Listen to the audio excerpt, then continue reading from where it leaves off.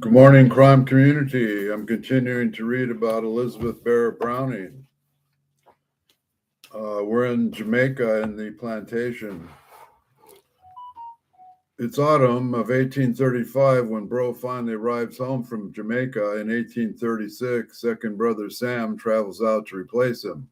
But now the men of the family are grappling not with the ethical fault line that runs through their fortunes, but with huge continuing financial fallout from a more intimate threat. Before Papa has even attained his majority, the property he inherited from his grandfather, Edward Barrett, was being contested by his cousin, handsome Sam Barrett, who claimed a historic misattribution of holdings.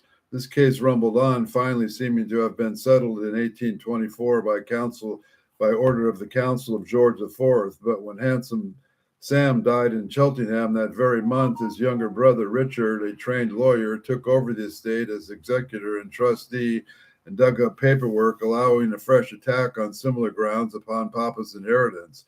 This is the same Richard who was Custos, tried in 1832 to have Uncle Sam arrested. He is known to the family back in England as R.B., initials that will acquire quite other significance in years to come. The case won't be resolved until R.B. dies in 1839.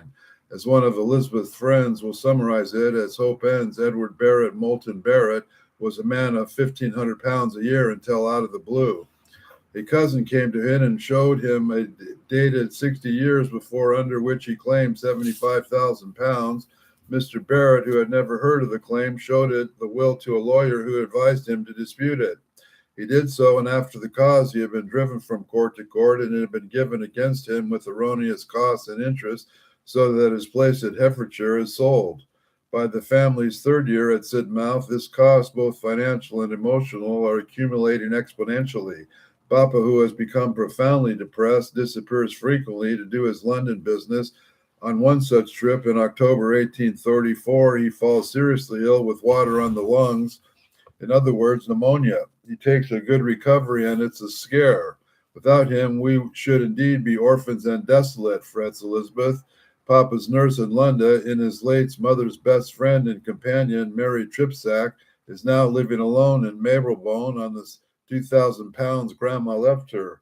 Treppy's mixed heritage means that she is black by her own definition, though she doesn't describe herself this way, reserving the term for others. Much love she has nursed, tossed up, held on her knee, Papa when he was an infant. She personifies the family's ambivalences about race.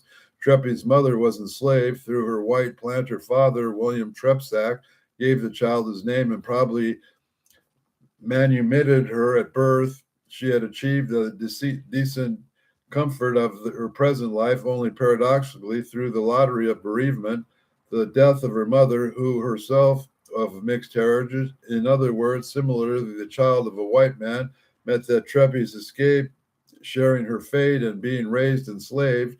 Next, when the mother died, she was rescued from the failing household to become a ward of Papa's reprobate, domestically chaotic Uncle Samuel. It is only finally on his death, when she was 13, that Treppy arrived at Cinnamon Hill. With so much instability in her childhood, it's not surprising that she's adaptable and compliant, complicit with the system that enslaved her mother. In 1835 and 1836, she was awarded 220 pounds compensation for 11 slaves she herself owns at the cottage in Cinnamon Hills Estates. Trepsack is a French family name intriguingly associated with the 18th century Caribbean, most strongly with the leader of the Dominican Order of Martinique. Race and religion are entangled for Treppy, as for the Barrett's family proper, while nonconformism offers a form of moderate radicalism that particularly suits the Barrett's ambiguous social position. In the 1830s, social upheaval and religious revival are tangling on all sides. In Dublin, biblical literalists call themselves Plymouth Brethren, are rejecting the Anglicanism of the Anglo-Irish descendancy, and the other end of revivalism of the Anglo-Catholic Oxford movement is founded by John Keble and John Henry Newman in 1833.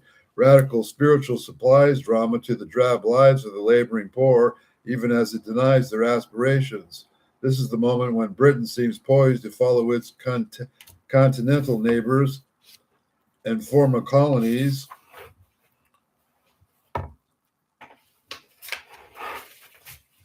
America into violent social revolution. But nonconformist revivalism preaches individual self-determination rather than political reformation. It objects to slavery as a check on individual rights, not as a social failure. It is a social effect, is stabilizing rather than radicalizing. It puts a brake on the political consciousness of the working people for whom it's the only access to ideas, education, and collective bipartisan. In Sidmouth, Elizabeth too is finding that nonconformism offers her both a new community and ideas to explore. Marsh Congregational Chapel, where she worships, was built in 1830 and boasts an active congregation. Its minister, the Reverend George Hunter, a charismatic preacher and driven leader, excels at eliciting bequests of the thriving Sunday school. He also the perfect object for a crush, since his wife is absent, removed by a stroke worse than death, madness, and there is no hope of a restoration. And he has a little daughter, Mary, who turns 10 in 1836. Sure enough, she returns up to Elizabeth letters. Eventually, the fashionable congregation may donate to appeals but don't pay a generous salary. His circumstances are miserably straitened, and the only apparent openings lies in pupils, as she notes later while soliciting teaching work with him. With plenty of experience of schooling younger siblings herself, she now secures permission to tutor little Mary Hunter, who goes on to become a lifelong family favorite. Papa, who gives his sisters permission to accompany Hunter when she preaches out of town. Once again, Elizabeth has set up right under her father's nose a scenario in which she serves as helper to a married man who inspires her intellectually, but nothing indicates that the Reverend Hunter is manipulative like Mr. Boyd. Indeed, all his characteristic intensity, surviving correspondence suggests a man more vulnerable than in control, nervy and needy like his wife. He will end his days in an asylum. And so Elizabeth's friendship with him doesn't turn into obsession, but remains a conduit through which her interests and emotions can become more public and dispersed. In fact, we could say that hers is a case in which Reverend Hunter's ministry pays off, as doctrinal debates displace classical poetics in appealing to her intellectual side. The Sidmouth poem are markedly more spiritual than those that precede and follow them. A new devotional tone appears in her correspondence. This same tone brings her closer to her father. Each is now seeking solace and meaning in a life that remains project, seems to have been cut short. Resignation feels like the meanness of virtues, a piece by piece renunciation of any number of hopes, but it can also be a gesture, a way to bundle up everything that's risky, unspeakable, or uncertain into one big statement of abdication. In Sidmouth in 1834, Papa is preparing for a future as a man of reduced significance, and Elizabeth for a spinster life of indifferent health. She also has her first taste of failure. In May 33, her translation of Achilles' Prometheus Unbound, together with some of her other poems, is issued by a proper unsubsided publisher, A.J. Valpy, in his classical library, in an exciting milestone and the submission of Papa's idea. One reason Valpy accepts the manuscript may have been a small but significant poetic triumph that Elizabeth had recently achieved. In January 32, the Times rushed her poem on cholera into print a mere 4 days after receiving it. When the following month she made the Achilles translation, it was her turn to rush, hurrying to complete the work within the fourth night in order to impress Boyd. A misjudgment all the more understandable in these emotional, chaotic last months of Hope End. Now this book is out, and the few reviews it receives are far more positive. Worst of all, the Anthemium single sentence notice, take warning by the author before us. Perhaps this is a necessary failure. It certainly helps reset the direction of Elizabeth's work. She's 28. The time for classical studies, however advanced, is clearly over. If she doesn't step up now as a poet in her own right, she never will. It can only help that within the year, the inveterate classic Mr. Boyd will at last have left for London. Even so, he resets take time. Outside the window beyond her writing desk, the seasons pass. Sidmouth is a nest among elms, and the lulling of the sea and the shadow of the hills makes it a peaceful one. Elizabeth finally emerges from a period almost of dormation in September 35, when the publication of the new monthly magazine of stanzas addressed to Mrs. Landon and suggests by her stanzas on the death of Miss Hemans. It's the first of a flurry of magazine publications over the next couple of years, not only poems, but a thought on thoughts, the virtuoso prose essays that have failed to impress Boyd.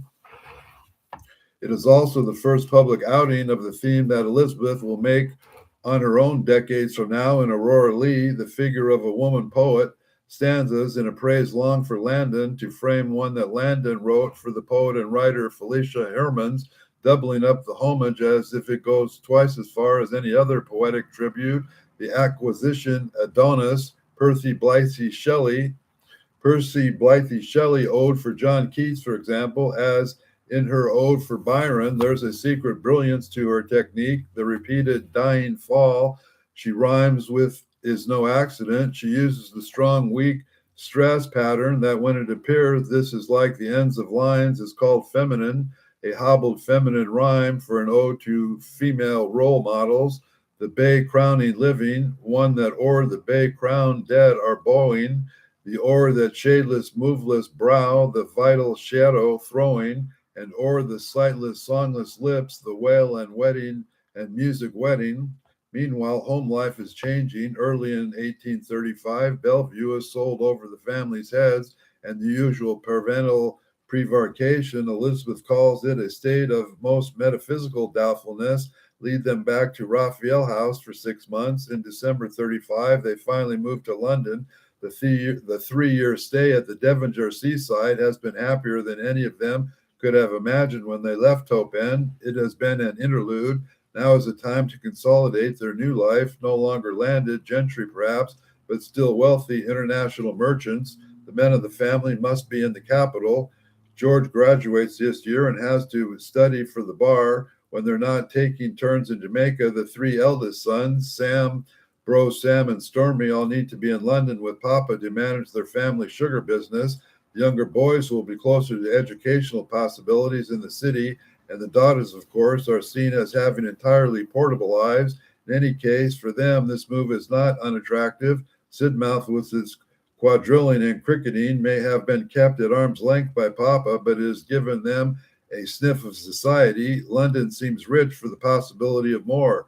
For Elizabeth, 3 months short of her 13th birthday, the city represents literary success.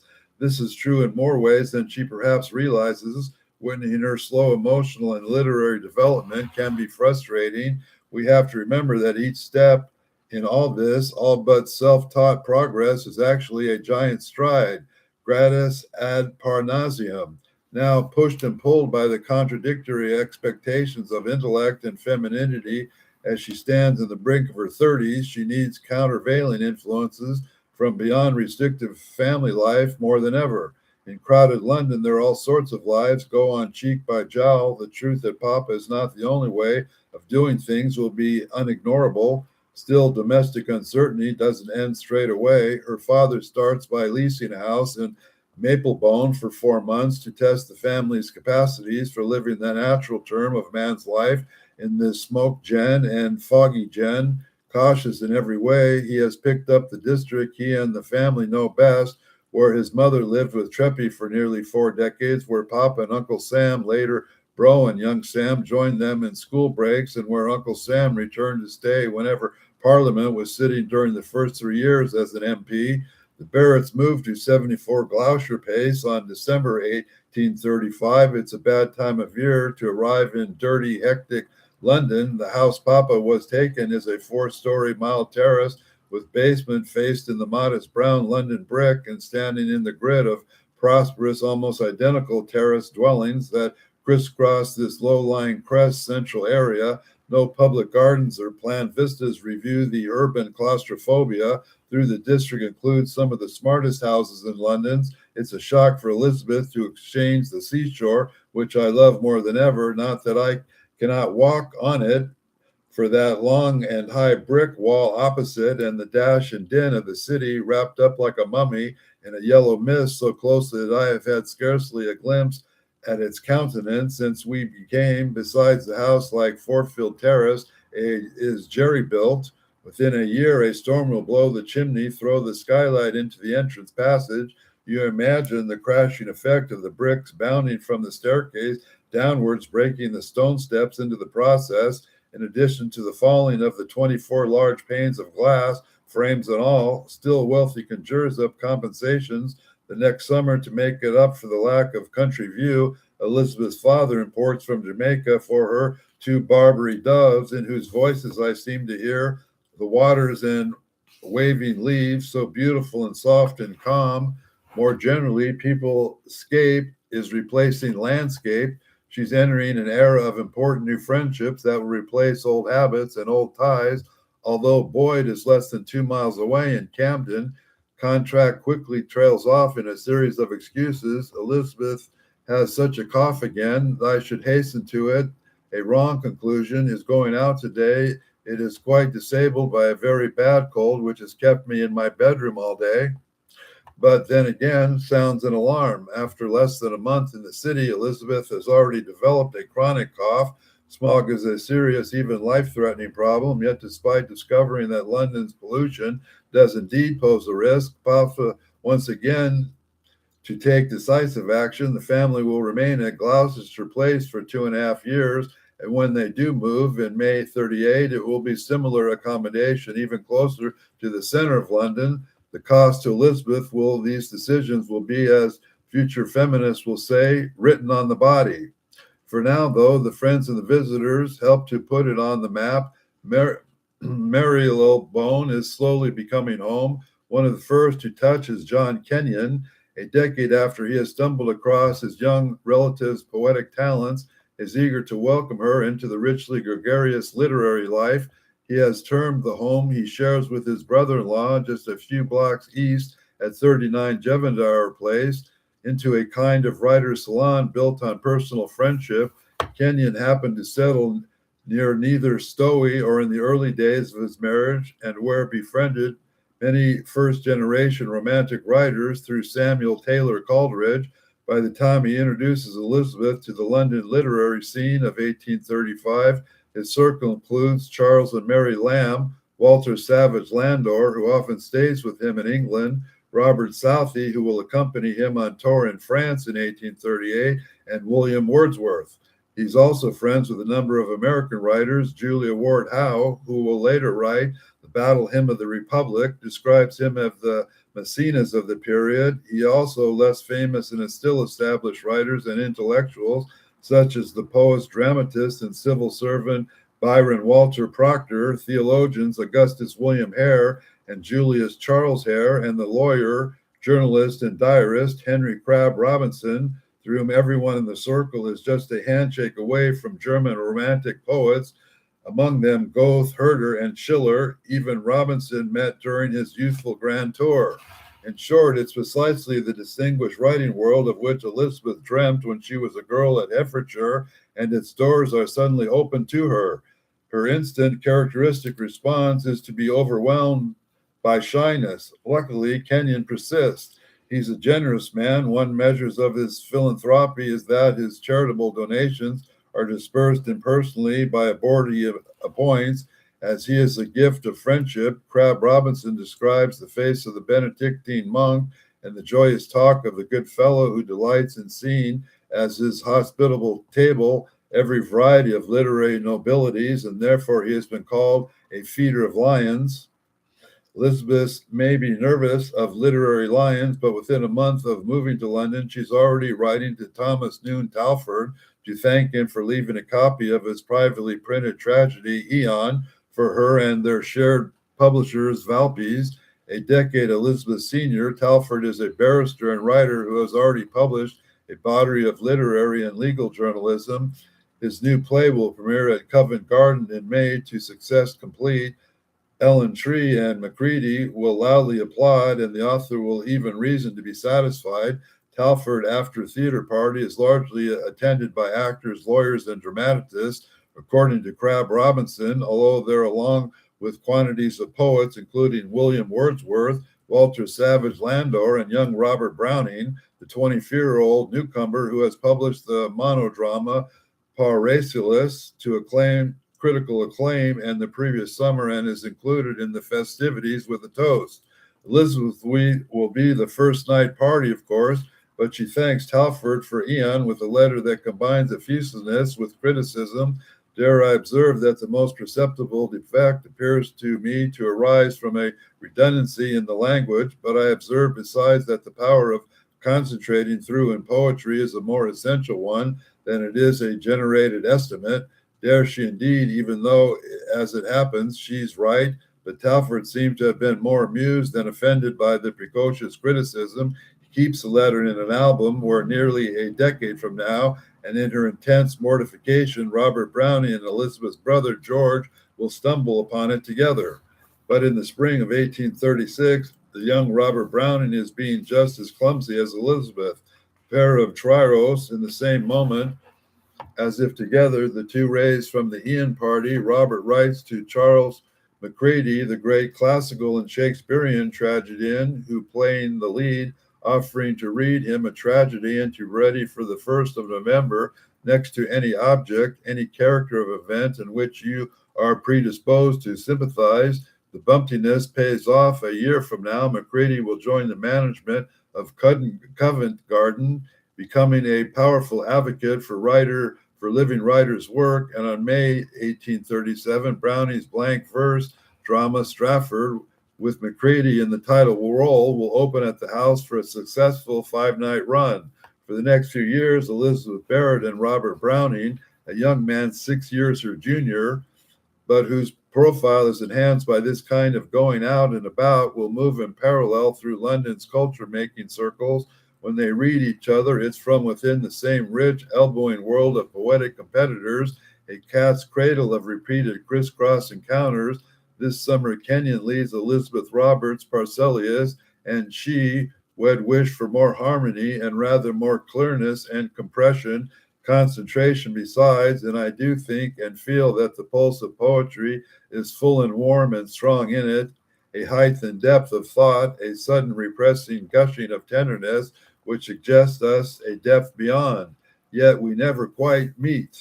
Elizabeth's gender, her shyness, and her tendency to suffer chest infections all mean that she doesn't actually enter most of the rooms in which her gifted peers join the senior poets of the day to toast, gossip, and backstab each other. The fact that she does manage to participate so fully despite this speaks of the quality of her writing. By now, off fate with how the literary world works, she's publishing regularly in literary magazines. These new poems, starting with her stanzas addressed to Miss London, Ode, are attracting critical attention. In July 36, the Athenaeums, our weekly gossip of literature and art, singles out her ballad, The Romance of Margaret, published this month in the Newly Monthly magazine. We have not read such a ballad for many a day, and if a writer will only remember that in poetry, manner is a blemish not to get rid of, but he or she may rank very high, that is, we say, amongst the highest. And Kenyon continues to make introductions. In May, 2 days after Talfourd's premiere, she persuades her to come to dinner at Devonshire Place to meet Walter Savage Landor and William Wordsworth. Against the tide of fashion, she still admires the latter greatly. You might think me affected if I told you all I felt in seeing the living face. His manners are very simple and his conversation not at all prominent. If you quite understand what I mean by that, I do myself, for I saw at the same time Landor, the brilliant Landor, and felt the difference between great genius and eminent talent. The dinner goes so well that Elizabeth meets the great genius not once but twice. The social texture of Wordsworth's life has been thinned by the recent deaths of Coleridge, Charles Lamb, and James Hogue, and perhaps this is why she is very kind to me and let me hear his conversation. Did he but know it? He is all making a valuable literary ally who in years to come will use his own literary prestige to advocate his work, though right now it is no surprise that this 36-year-old is taken with the personable young woman. At 30, Elizabeth seems unaware of her own charm in a way she is not in girlhood, but we glimpse it thanks to yet another of John Kenyon's introductions. The day before her dinner with Wordsworth, Elizabeth has met best-selling writer Mary Russell Mitford. She has found even this prospect so nerve-wracking that Kenyon suggests a visit to the London Zoo. In May 27th, he and Miss Mitford call for Elizabeth at Gloucester Place. The ensuing carriage outing to Regent's Park marked in the state of a firm friendship, one that will prove hugely influential for the young poet. At last, Elizabeth finds herself close up to a woman writer who can serve as both model and guide, but possibly she can imagine her future quite like this. The talkative, bonneted 40-year-old now gets to know lives in relatively poverty outside London and is writing prose. Miss Mitford's home at 3 Miles Cross near Reading. She found fame in her Our Village series, collecting in 5 immensely popular volumes as sketches of English character and scenery. No classic beauty, but nevertheless, she is the same round face, brown hair, and large eyes that Elizabeth's own childhood portraits captured. Also, like Elizabeth, she has thick dark eyebrows and eyes that slant as if in amusement. She looks not ascetic, but questioning, shrewd, emotionally intelligent. Small wonder, perhaps. Miss Mitford is both unmarried and unsheltered. She has no support, both herself and her spendthrift writer. Her spendthrift father, by her writing, has worked his way through both an enormous lottery win that came her way in childhood and her late father's wife's fortune. The writer she becomes as a result of highly productive, tenacious, and pragmatic. When she meets Elizabeth, she is in London, therefore, in one of her periodic literary networking trips. As a well-known playwright herself, Miss Mitford, too, is at that first night party for Eon, where she met and was, as Elizabeth will later discover, signally unimpressed by Robert Browning. By contrast, the next day, Kenyon introduces her to this sweet young woman who reads Greek as I do French and has published some translations from Achilles and most striking poems. She is a delightful young creature, shy and timid and modest. First impressions are reinforced the following evening. Miss Barrett has translated most difficult at the Greek plays and written most exquisite poems in almost every style. She is also so sweet and gentle and so pretty that one looks at her as if she were some bright flower, and she says it is like a dream that she should be talking to me, whose work she knows by heart. This is Miss Mitford boasting to her father about her own literary reputation, but the naive gushiness she records is unmistakably Elizabeth's, and it's a great pleasure to see Miss Barrett at these letters. Picture her. They remind us that, far from the figure of future melodramatic fantasy, there is nothing eccentric, hysteric, or gaunt about this petite, pretty 30-year-old. Being sheltered has kept her mentally and physically young. She has a spring in her mental step and is receptive to the world that's just opening up to her. We can imagine Mary Russell Mitford in the brick-built Berkshire laborer's cottage that she shares with her father, looking out over the flower garden in which she's so proud, and mulling Elizabeth's literary prospects as she commissions the young poets for Finnan's tabloid and annual she edits. When she writes in July to a friend, Lady Decree, that Elizabeth will, I think, get rid of all that is painful in her shyness, retaining the most graceful modesty as once brought forward in the society. Did she so fitted to adorn? She is very pretty, very gentle, very graceful, and with a look of extreme youth, which is in itself a charm. Miss Mitford seems at first glance merely to treating the London literary village just like her own gossipy small neighborhood, where we know everything one is everyone, interested in everyone, and authorized to hope that everyone feels an interest in us. But in fact, there is more than idle chat. She deftly connecting the young poet to the rare thing, a literary network, then can make particularly space for an emerging woman writer. For under her former name of Barberina Wilmot, Lady Decree is a playwright and a poet active in the circle that includes Anna Seward, Mary Ty, and the ladies of Llangollen. She is also nearly 70, while Miss Mitford will return 50 next year. These distinguished, much published women understand how hard it is to achieve what Elizabeth wants, to be a leading writer who is a woman. Miss Mitford herself hoped to be the country's preeminent female poet when she was young. They also recognize how difficult it has been to achieve what Elizabeth already has. Miss Mitford declares her preface to Prometheus Unbound, unmatched in modern prose, depended upon it. She goes on, her essay on mind contains allusions in books as if known by everybody, which Henry Carey declares to me no young man in his day at Oxford had ever looked into. To this, another piece of strategy advocacy, this time to the fashionable preacher William Harness, the incumbent of Regent Square Chapel, Bloomsbury, lifelong friend of Lord Byron's, and still a well-connected literateur. Miss Mitford certainly knows how to hustle, and there's a sense of urgency to her advocacy. Within 3 months of meeting Elizabeth, she's already realized that all is not well at 74 Gloucester Place. Of course, the poverty is only comparative. People who live in Gloucester Place are probably what I should call rich, still with 10 children coming into life. The change is, of course, great, and the mother being dead and the father utterly dispirited. My lovely young friend, having been living in the middle of gaiety and the seclusion of the most absolute and chiefly occupied in teaching her little brothers Greek astutely, she makes the link between Edward Barrett, Moulton Barrett's depression and the restrictive seclusion he imposes on his family as she urges Lady Decree to make contact. Its events leads to her to write on as she be blessed with life and health. I have no doubt of her being the most remarkable woman that ever lived.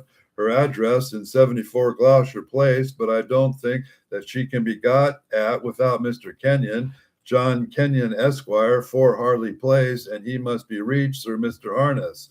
Life inside number 74 can be restrictive, even suffocating, but at least Elizabeth is writing. The poems that have been working on since leaving Hope End will soon be collected and published in the Seraphim, which will appear from Sanders to Oatley in June 1838, when she'll be 32, but her developing is accelerating. As the manuscript coheres, the step change in the achievement is becoming apparent. The books marks the emergence of the characteristic poetic voice.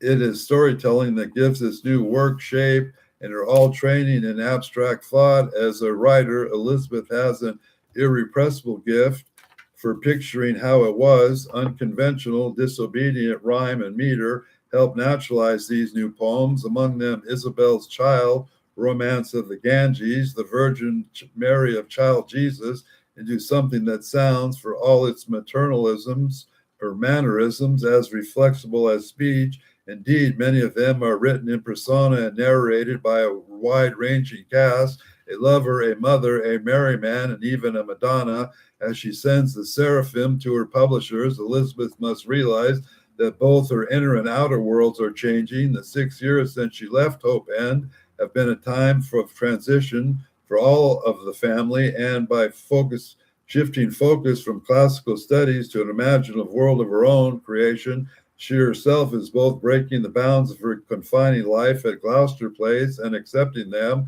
If she's not able to range freely in the real world, very well, she'll do so in imagination. This is internal trajectory that will paradoxically open up her to the outer life of literary friendships, stimulation, and reputation. She is becoming a writer. This is the 4th frame. What was he doing? The great god Pan down in the reed by the river. Elizabeth Barrett Browning asks in a musical instrument. Her much anthologized poem is a parable of how art reduces the injured's life.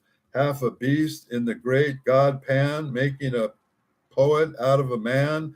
Metaphorical Pan cuts down the reed, which he makes so flute, and so through his music is piercing sweet. The true God sigh for the cost and pain, and the reed which grows nevermore again, and a reed with the reeds in the river. The river runs past my house in spate this February morning is most definitely not metaphorical, and I'm out taking photos of the scene. Floodwater, colored deep orange by runoff from the fields, roams and falls between the dark weeds. It's absorbing until P calls from the kitchen window, and there's a fresh coffee on the stove, and I want some. No kidding. And what's more, because I like the way he looks leaning out the window, I'll take a picture of him too. What I mean by this, of course, is to prolong the moment. Instead of camera inputs, it's coming between us. Once I lift it into focus, I can see P's eyes, and he has no longer see mine. I watch this almost instantly alter and empty his expression. I guess my eyes have changed too, but no one can see them. Does this matter? I think it does. I suspect the absence of a returning gaze matters enormously, and it's not just that the camera's obscuring my face. I simply don't look at my partner's image on the camera screen the way I look at him. Actually, I even feel that this is the wrong preposition. I don't believe we usually look at each other the way we look at a picture or a screen image. I think we look more or two with each other. This image we just stored in my camera, the one that seems to show my partner looking at two with me, it actually is fake, a forgery. It's all shows is him looking in my direction. A society has a duty to ban forgeries. The Belgian philosopher and psychoanalyst Louis Irigaray says at one point that the blind spot of an old dream of symmetry, this essay is an opening panel, the left hand to the double-sided mirror, in his 1974 classic, Speculum of the Other Woman. In Spite, she talks about how a woman's writings, trying to fit herself into conventional literary models that are historically male, is to fake it. For all the world, like a compliant wife, starting with her childless fantasies about growing up in a Byronic soldier troubadour, Elizabeth engages with this problem quite conscientiously all her life. Irigaray goes on to say that woman's special form of neurosis would be a mimic, a work of art, to be a bad copy of a work of art. Here, too, Elizabeth is in the frame. At least one cause of her slowness to arrive at poetic maturity must be the years she spends trying on various literary models, classical and theological. It's almost as if these genres were so much fancy dress, the writing were a kind of role play. That's the end of this lesson today of Elizabeth growing up to be in the modern literary world of the best poets in the world, which will leave us to the next chapter of How to Lose Your Way. Don't know what it's about yet, but I'm told that we need to like and subscribe here. The few people that watch my stream are not liking. So please like and subscribe, and God bless.